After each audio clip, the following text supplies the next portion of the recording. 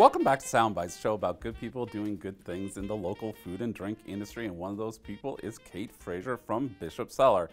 Kate is going to talk to us about choosing some spirits for holiday entertaining. So welcome, Kate. Thank you, Mark. I'm happy to be here. If there is one thing I love talking about, it is spirits. And if anybody's been into the store, you know that all too well, because I am going to talk your ear off about it. Amazing. So, and you have a little training behind you, right? I have a little training behind me. I've been in the wine industry now for over a decade, but I moved into spirits when I was living out west. I've got a certificate in gin, single malt whiskey, and Irish whiskey from the Edinburgh Whiskey Academy. So, like I say, I do love to talk about it. Okay, so an expert in the present. So, so when it comes to holiday entertaining and picking out, these are and gifts for for the holidays, spirits makes a great choice. Always. Let's talk about a few that you have here, because what's first up? We got a Scotch whiskey. This is Tomental. It's coming from the Speyside region. So Speyside, kind of known for their more floral, earthy scotches.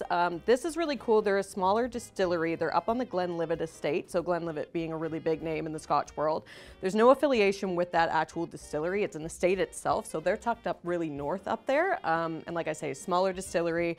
Family run, super nice people, so I always like to support them. But this is finished in Portwood, and if we're familiar with port at all, the dessert wine coming from Portugal.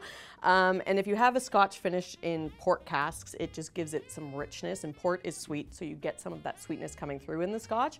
Really rounds it out. You get some nice red fruit there. It's just a nice sipping Scotch. Excellent gift. Right, so those that maybe are wading in to Scotch whiskey, would you say when they see Speyside might be a good place when you're talking about single malts for someone that may be a little less familiar with the style? Yes, so Speyside is like a really famous region for Scotch. That was kind of like the hub where it kind of all started. People will at me about that, I'm sure, and argue with me, but that's all right. Yes, this Speyside's a really good place to start because there's a ton of distilleries there. You can really work your way through. And if you're just getting into Scotch, Portwood is a really good way to go because, like I say, it does have that sweetness to it, so it's easy to get into. Now, something that I'm familiar with, and I think very traditional, practically if you live and you're talking about Edinburgh in Scotland, but in England, a lot of people love to have port. And port makes a great gift, but it also makes maybe a great kind of something to entertain with probably at the holidays too. Absolutely, yes. So I'll drink port anytime, anywhere, all year.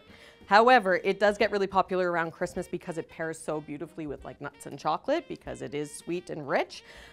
This is a late bottled vintage from Taylor Fladgate. So late bottled vintage, they are in cask for 4 to 6 years. So you do get some really nice oxidative notes there as well.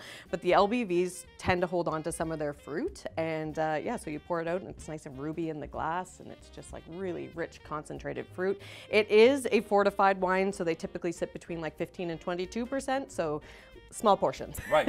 And what I love about LBV, you don't have to decant them because sometimes when you have this style, you have to decant. But and they're meant for drinking now. Right? Yeah. So, yeah. Exactly. And a little less expensive than our vintage. A little less expensive than your vintage. So how much would this be in the? This one ranges about 30.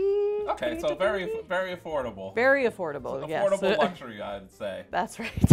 And then I'm really intrigued by this one. So because I think within our drinks community, Amaros are hugely popular, but maybe not as broadly familiar too. So maybe talk about the style and then talk about what this one individually offers. Absolutely, yeah. So Amaro Nonino. So Amaro itself is an Italian spirit, so you're starting with a neutral grain spirit and you're adding a bunch of botanicals into it. So it's really distiller's choice in what the final product's going to taste like. But Amaros were traditionally used to aid digestion, and again, if any of my coworkers are going to be listening to this, they're going to know because I'm always like, any sort of bellyache, you stub your toe, drink some Amaro. It's going to make it better. So this Amaro Nonino is a really good place to start if you're trying to get into Amaros because this is one of the key ingredients in a paper plane, which is a really popular cocktail nowadays. Great on its own. You can drink it over ice. It's very like baked oranges, nutmeg, cinnamon, baking spices, super soft, a really nice balance between the bitter and the sweetness in it. Yeah, this is always in my cabinet. So, well, all those spices makes me think of Christmas. And if you're saying that this helps aid my digestion, Sounds like a good thing after turkey dinner. So Perfect. anyway, these are some great selections. So if you want to check it out, go down to the store on the Lower Water Street. That's right. And if you want to order them online, it's bishopcellar.com. That's right. Too easy. Okay, so when you're going to your holiday shopping, look out for some great spirits. Head down to Bishop Cellar, and thanks for coming in, Kate. Thank you, Mark, for having me.